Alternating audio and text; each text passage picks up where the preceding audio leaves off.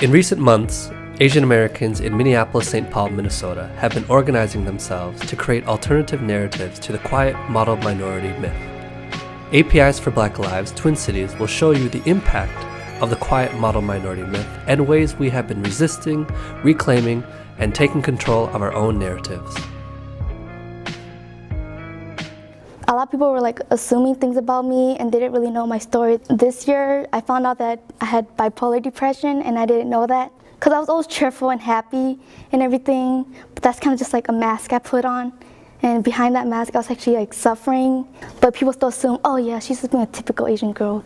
But then being that typical Asian girl trying to get straight A's caused my depression, you know? A number of reasons why I think we're invisible. One is because I think we internalize that we're quiet. We believe that we're quiet and that we're not loud or aggressive because we don't see ourselves in that way. And I think that's done very purposefully. People see Asian Americans as apolitical, or that we have already achieved the American dream, and so therefore we don't need to participate in activism, because the idea that activism is a demand for social change or a demand for something or equality means Asian Americans have already achieved that, right? We've already achieved wealth.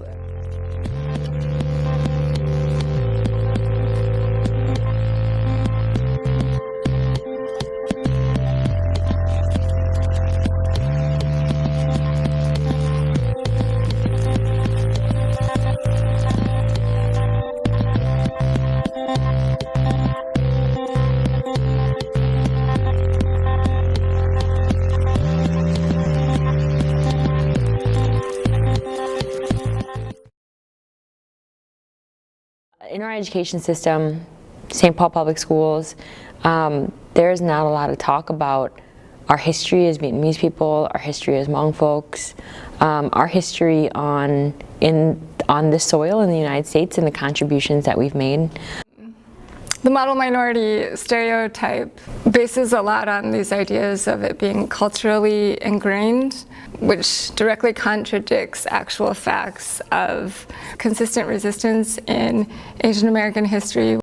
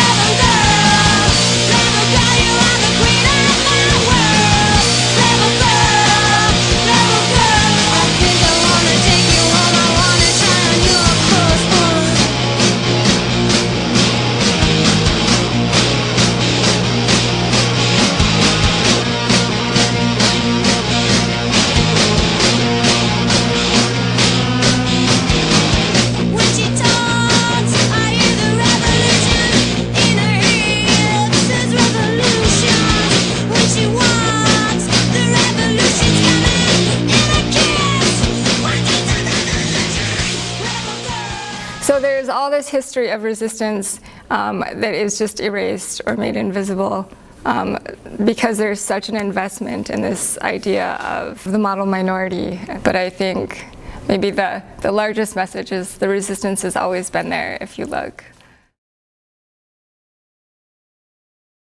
So Asian American social movements in the Twin Cities has always been happening.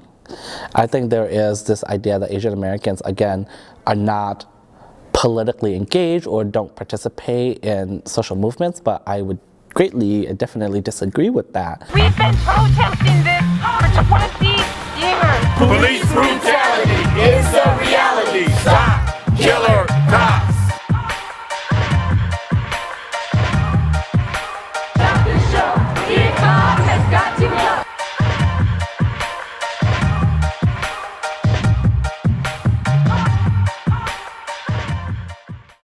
Asians rock. It's kind of funny to say that out loud, but I think we don't hear that enough, and we don't say that enough about ourselves and each other. And it's important that as we move forward towards liberation, we have to also go back to loving ourselves and one another.